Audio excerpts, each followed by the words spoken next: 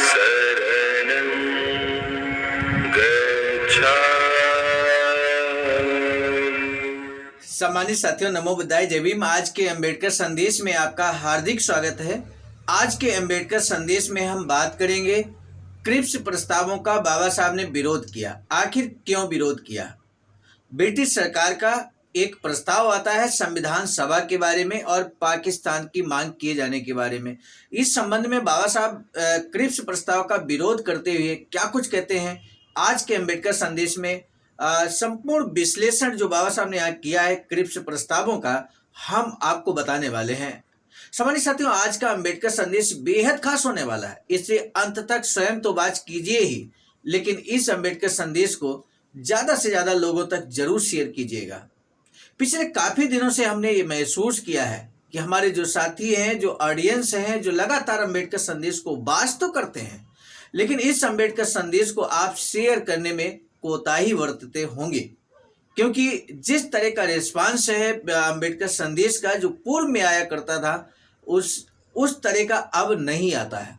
इसका सीधा मतलब है कि हम में से कोई तो है जो अपने कर्तव्यों के प्रति उदासीन है। सम्मानित साथियों, आप बहुत ही कर्मठ और ईमानदार बाबा साहब के सच्चे अनुयायी होने के नाते लगातार अम्बेडकर संदेश को वाच करते हैं। ये निश्चित तौर पर हमें हमारा हौसला बढ़ाने के लिए ही काफ़ी है। लेकिन बाबा साहब के सटीक विश्लेषण से हमारा समाज जागरूक हो, समाज जाने कि बाबा साहब क्रिप्स प्रस्ताव के बारे में क्या कहते हैं, आखिर बाबा साहब की विचारधारा क्या है, ये जानने के लिए अम्बेडकर संदेश को शेयर करना हम सभी का परम दायित्व बनता है, परम कर्तव्य बनता है। इससे विमुख होना हमारा आपका अपने कर्तव्य के प्रति विमुख होना कहलाएगा। इसलिए एक बार पुनः निवेदन है कि आज के अम्बेडकर संदेश को आप जरूर शेयर कीजिएगा। इसी निवेदन के साथ अब शुरू करते हैं आज का अम्बेडकर संदेश। Buddha Bodhisattva Ambedkar international centre, BBAIC, Sarnath, Varanasi, राज्य उत्तर प्रदेश, देश पाकिस्तान के संबंध में केवल 1 वर्ष पहले ब्रिटिश सरकार के ये विचार थे। जो विचार हमने पिछले अम्बेडकर संदेश में आपके समक्ष रखे थे, ये ब्रिटिश सरकार के 1 वर्ष पहले और 1 वर्ष के बाद के विचारों को यहाँ पर रखा गया था। यदि पिछला अम्बेडकर संदेश आपने वाच नहीं किया है तो आपको जरूर वाच कर लेना चाहिए, सुन लेना चाहिए, ताकि आप सटीक विश्लेषण से आप भी वाकिफ हो सकें। आखिर ब्रिटिश सरकार की पहले और अब में क्या अंतर आया है सोच में, ये आप जरूर जान लें। आइए तो शुरू करते हैं पेज नंबर 353 से 355 तक आज का अम्बेडकर संदेश। भाषा लिखते हैं, ये बिल्कुल स्पष्ट है कि संविधान सभा का प्रस्ताव कांग्रेस का हृदय जीतने के विचार से लाया गया है, जबकि पाकिस्तान का प्रस्ताव मुस्लिम लीग को खुश करने वाला प्रस्ताव है। परंतु ये प्रस्ताव दलित वर्ग के विषय में क्या कहता है? संक्षेप में, इनके हाथों में हथकड़ी और पांव में बेड़ी डालकर उन्हें हिंदुओं को सौंप दिया गया है। वे हिंदू उन्हें कुछ नहीं देंगे, रोटी के बदले पत्थर मारेंगे, क्योंकि संविधान सभा का गठन दलित वर्ग के साथ विश्वासघात के सिवाय और कुछ नहीं है। इसमें कुछ संदेह नहीं कि संविधान सभा में दलितों की स्थिति क्या होगी और संविधान सभा में राजनीतिक कार्यक्रम क्या होंगे। संविधान सभा में दलित का कुछ भी प्रतिनिधित्व नहीं होगा, क्योंकि इस प्रस्ताव में सांप्रदायिक कोटा निश्चित नहीं किया गया है। यदि उसमें हमारे कुछ प्रतिनिधि लिए भी जाते हैं तो वे स्वतंत्र होंगे और न उनका स्वतंत्र निर्णायक मत होगा। पहली बात तो यह है कि दलित वर्ग के प्रतिनिधि वहां निस्सहाय अल्पसंख्यक के तौर पर होंगे। दूसरी बात यह कि संविधान सभा के सभी निर्णयों में सर्वसम्मति की आवश्यकता नहीं समझी जाएगी।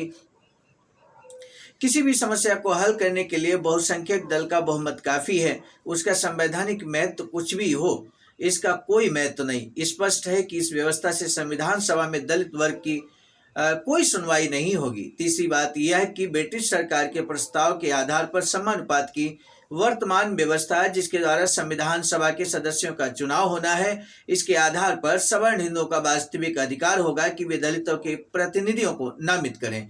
वे प्रतिनिधि सवर्ण हिंदुओं के पिट्ठू होंगे। चौथी बात यह है कि संविधान सभा ऐसे कांग्रेसियों द्वारा भरी जाएगी जो बहुमत से अपने कार्यक्रम लागू करेंगे। इसमें कोई संदेह नहीं कि श्री गांधी द्वारा दलितों के सामाजिक उत्थान के लिए किए गए प्रयत्नों के बारे में चाहे कुछ भी क्यों न कहा जाए, संविधान में दलितों के लिए भारत के राष्ट्रीय जीवन में पृथक अस्तित्व देने जैसे किसी भी प्रकार की राजनीतिक मान्यता देने के सर्वथा विरुद्ध हैं।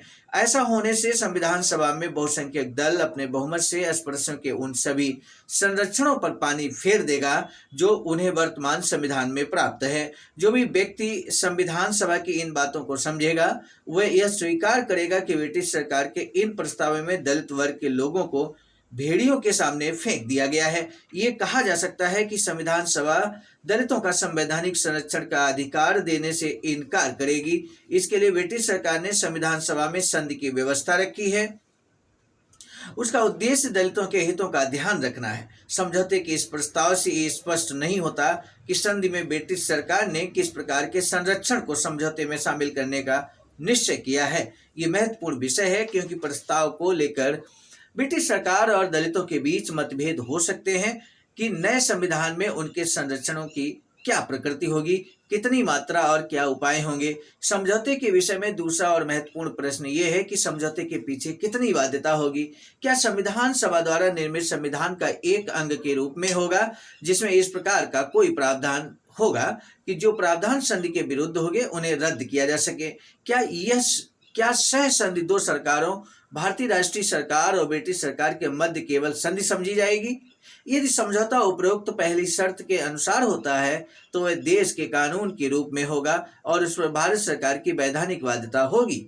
यदि यह संधि दूसरी शर्त पर होती है तो यह देश का कानून होगा, वह स्वीकृति राजनीतिक बाध्यता होगी।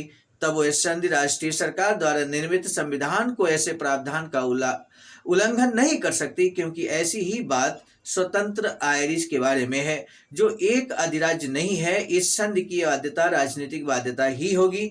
यह स्पष्ट है कि ऐसी बाध्यता का प्रयोग इस पर निर्भर करता है कि सरकार किस प्रकार की होगी और लोकमत कैसा होगा। इस तथ्य पर विचार करने के दो प्रश्न उठते हैं।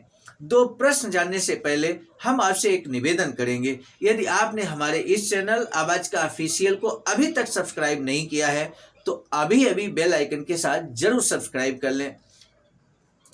समाज साथियों, इसी अंबेडकर संदेश के अंत में पूछा जाएगा एक महत्वपूर्ण प्रश्न। सजग रहिए, सुनते रहिए अंबेडकर संदेश और अंत में पूछे गए प्रश्न का जवाब जरूर दीजिएगा। दो प्रश्न यहाँ पर उठते हैं। पहला प्रश्न है, संधि की शर्तों को लागू करने के लिए ब्रिटिश सरकार के पास कौन से करार होंगे। दूसरा प्रश्न है, क्या ब्रिटिश सरकार अपने उन संसाधनों से भारतीय राष्ट्रीय सरकार को संधि से बांधे रख सकेगी। पहले प्रश्न का उत्तर यह है कि इसके दो उपाय होंगे, युद्ध या व्यापारिक युद्ध। जहां तक सैनिक शक्ति के साधन का प्रयोग करने की बात है, ब्रिटिश सरकार को तब भारतीय सेना उपलब्ध नहीं होगी। वह पूर्णतया भारतीय राष्ट्रीय सरकार को हस्तांतरित कर उसके नियंत्रण में कर दी जाएगी। इसे समझौते को लागू करने के लिए ब्रिटिश सरकार के पास ये साधन भी नहीं रह जाएगा। यह असंभव है कि ब्रिटिश सरकार समझौते को लागू करने के लिए भारतीय राष्ट्रीय सरकार को विवश करने के लिए अपनी सेना भेजेगी। व्यापार युद्ध छेड़ना संभव नहीं है। यह आत्मघाती नीति है और आयरिश फ्री स्टेट के साथ भू संपत्ति की वसूली को लेकर लड़ाई के अनुभव से स्पष्ट है कि बड़कों का देश इस पर अपनी स्वीकृति नहीं दे सकता, चाहे वह उन्हीं के हित में क्यों न हो। इसलिए संधि एक बेजान फार्मूला बन जाएगी। ब्रिटिश सरकार ने ये प्रस्ताव ये समझकर भेजे हैं कि भारतवासी इन प्रस्तावों का स्वागत करेंगे, परंतु न तो ब्रिटिश सरकार न सर स्टफर्ड क्रिप्स के पास इसका स्पष्टीकरण है कि वे इस प्रकार के प्रस्ताव को क्यों भेज रहे हैं, जिनकी भर्त्सना करते हुए कुछ ही महीने पहले उन्होंने रद्द कर दिया था। एक वर्ष पहले ब्रिटिश सरकार ने कहा था कि वे संविधान सभा की स्वीकृति नहीं देंगे क्योंकि वे अल्पसंख्यकों के लिए पीड़ादायक होगी। अब वही ब्रिटिश सरकार अल्पसंख्यकों को दबाने और संविधान सभा की स्वीकृति देने के लिए तैयार हो गई है। एक वर्ष पहले ब्रिटिश सरकार ने कहा था कि वे पाकिस्तान बनने की अनुमति नहीं देंगे क्योंकि ऐसा करना भारत को टुकड़ों में बांट देना होगा। आज वे भारत का विभाजन करने के लिए तैयार हो गए हैं। महान ब्रिटिश साम्राज्य ने कैसे विवेक खो दिया है। उनका स्पष्टीकरण केवल इतना ही है कि युद्ध के फलस्वरूप ब्रिटिश सरकार घबराकर ऐसा कर रही है। वे प्रस्ताव गफलत के परिणाम स्वरूप लाए गए हैं। कितना बड़ा आतंक है जिसने ब्रिटिश सरकार को झकझोर दिया। इसी से स्पष्ट होता है कि कांग्रेस और मुस्लिम लीग की मांगे क्या है और उन्हें इन प्रस्तावों के जरिए क्या सुविधाएं दी गई हैं। कांग्रेस की मांग थी कि संविधान सभा केवल बहुसंख्यक मत के आधार पर संविधान का निर्माण करे। दूसरी ओर जब वायसराय ने घोषणा की कि ब्रिटिश सरकार अल्पसंख्यकों को कांग्रेस के उत्पीड़न की भागीदार नहीं बन सकती, सभी वर्गों में कांग्रेस कार्य समिति में 22 अगस्त 1940 की बैठक में निम्नलिखित प्रस्ताव पास किया गया था। समिति इस बात पर खेद प्रकट करती है कि यद्यपि कांग्रेस ने किसी अल्पसंख्यक समाज को कभी भी उत्पीड़ित करने की बात नहीं सोची और न ब्रिटिश सरकार से इसके संबंध में कुछ कहा, उसके निर्वाचित प्रतिनिधियों द्वारा संविधान सभा के माध्यम से बनने वाले संविधान की मांग की गलत व्याख्या करके अल्पसंख्यकों के उत्पीड़न का मुद्दा उठाकर भारतीयों की प्रगति में रोड़ा अटकाया है। कार्य समिति ने इसके साथ और जोड़ दिया है, कांग्रेस ने प्रस्ताव किया है कि संबंधित अल्पसंख्यक समुदाय के हितों की पूरी रक्षा की जाएगी और इसके संबद्ध अल्पसंख्यक प्रतिनिधियों से समझौता किया जाएगा। इसे स्पष्ट है कि कांग्रेस ने भी ऐसी मांग नहीं की थी कि अल्पसंख्यकों के अधिकारों का फैसला संविधान सभा के कार्यक्षेत्र में शामिल किया जाए।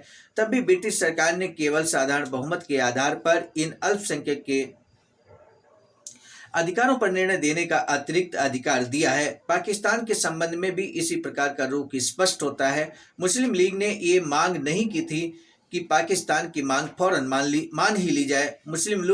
मुस्लिम लीग ने जो मांग की थी वह इतनी ही थी कि संविधान का अगला पुनरीक्षण करते समय मुसलमानों को पाकिस्तान का प्रश्न उठाने से रोका न जाए। वर्तमान प्रस्ताव इससे भी एक कदम और आगे बढ़ गए हैं और मुस्लिम लीग को पाकिस्तान बनाने का अधिकार दे डाला। वे संवैधानिक प्रस्ताव हैं।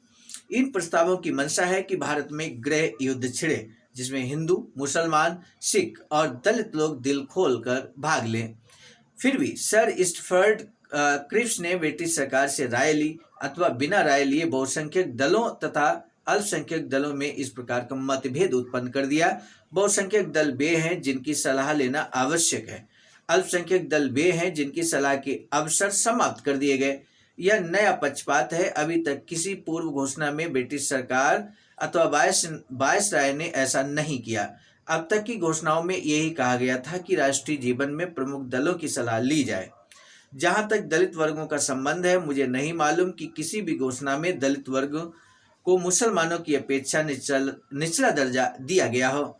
उदाहरण के तौर पर मैं वायसराय द्वारा 10 जनवरी 1941 को बंबई में दिए गए भाषण से निम्नलिखित उद्धरण प्रस्तुत करता हूं, जिससे स्पष्ट हो जाएगा कि दलित वर्ग और मुसलमानों को एक सा दर्जा दिया गया है। अल्पसंख्यकों के दावे बराबर जारी हैं। उनमें से मुझे केवल 2 अल्पसंख्यक दलों का उल्लेख करना है।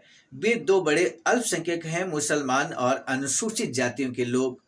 अल्पसंख्यकों को पहले भी गारंटियां दी जा चुकी हैं। सही बात तो यह है कि उनकी सुरक्षा की गारंटी दी जाए और उन गारंटियों को बनाए रखा जाए।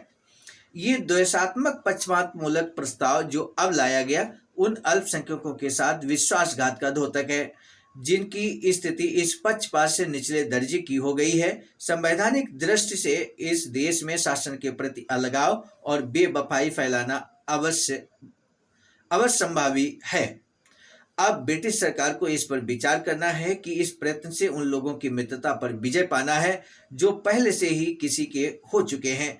ऐसा करके वे अपने वास्तविक मित्रों को खो देंगे। इन प्रस्तावों से ब्रिटिश सरकार तोता चश्म दिखाई पड़ती है। जिन प्रस्तावों की वह निंदा कर चुकी है और उन्हें अल्पसंख्यक अधिकारों के लिए आक्रामक बना चुकी है, अब उन्हीं को पेश करना यह प्रकट करता है कि उसने शक्ति संपन्न के आगे घुटने टेक दिए हैं। ये म्यूनिक भावना है जिसका भावार्थ है अपने बचाव में दूसरे की बलि देना। यदि ब्रिटिश सरकार सत्य और न्याय के लिए नहीं लड़ सकती और अपने वचन का पालन नहीं कर सकती तो अधिक अच्छा होगा कि चुप लगा कर रखा जाए। इससे कम वे अपना सम्मान तो बचा लेंगे। सम्मानित साथियों, आज का अंबेडकर संदेश आपने अंत तक वाच किया। बाबा साहब ने किस तरह से क्रिप्स प्रस्ताव का विरोध किया, 1 वर्ष पहले ब्रिटिश सरकार की क्या सोच थी, 1 वर्ष बाद ब्रिटिश सरकार की क्या सोच हो गई। जब यहाँ पर संविधान सभा के गठन की पूरी तैयारी की बात ब्रिटिश सरकार करती है, लेकिन उस संविधान सभा में ये जिक्र नहीं करती कि दलितों का प्रतिनिधित्व कितना होगा, यानी कि दलितों का, अस्पृश्यों का, अनुसूचित जातियों का प्रतिनिधित्व सुनिश्चित किए बिना यहाँ संविधान सभा की घोषणा करना, बाबा साहब कहते हैं कि दलितों के साथ, अस्पृश्यों, अनुसूचित जातियों के साथ अन्याय है, विश्वासघात है। आज का अंबेडकर संदेश बेहद क्रांतिकारी था, बहुत ही महत्वपूर्ण था, क्योंकि एक एक शब्द बाबा साहब के द्वारा था जो हमने हूबहू आपके समक्ष प्रस्तुत किया। बाबा साहब डॉक्टर अंबेडकर संपूर्ण वाङ्मय खंड 16 पेज नंबर 353 से 356 तक। आज का महत्वपूर्ण जो प्रश्न है वो आपको सभी को जरूर जान लेना चाहिए। आज का महत्वपूर्ण प्रश्न ये है कि इसी अंबेडकर संदेश के अंतिम पैराग्राफ में एक शब्द आया, म्यूनिक भावना, जिसका भावार्थ भी हमने आपको बताया है। आखिर म्यूनिक भावना क्या है, उसका भावार्थ क्या है और ये किस संदर्भ में कहा गया है। यदि आपका मन इस क्वेश्चन के, इस प्रश्न के विस्तार से आंसर लिखने का है तो आपको बस इतना बताना है कि म्यूनिक भावना क्या है और इसका भावार्थ क्या है। आज के अंबेडकर संदेश को आप जरूर शेयर करेंगे, मुझे पूरा भरोसा है, विश्वास है आप पर। इसी विश्वास के साथ अब आज के अंबेडकर संदेश को हम यहीं पर रोकना चाहेंगे। मिलेंगे नए अंबेडकर संदेश में, तब तक दीजिए इजाजत। आप सभी को सादर नमो बुद्धाय। समाज साथियों, हम एक महत्वपूर्ण बात बताना उचित समझते हैं। बाबा साहब की अधूरी इच्छा के अनुरूप एक वैचारिकी सेंटर निर्माणाधीन है सारनाथ वाराणसी में, जहां पर 14,000 स्क्वायर फीट जमीन परचेज कर ली गई है, ring road, green city, Faridpur, Sarnath में। वैचारिकी सेंटर के प्रशासनिक ब्लॉक का निर्माण कार्य कंप्लीट हो चुका है। शानदार बेहतरीन प्रशासनिक ब्लॉक का निर्माण पूर्ण हो चुका है। आगे अब मुख्य भवन को बनाने की बारी हम सबकी है और इस हेतु आप दिए गए अकाउंट नंबर पर अपना अमूल्य योगदान कर सकते हैं।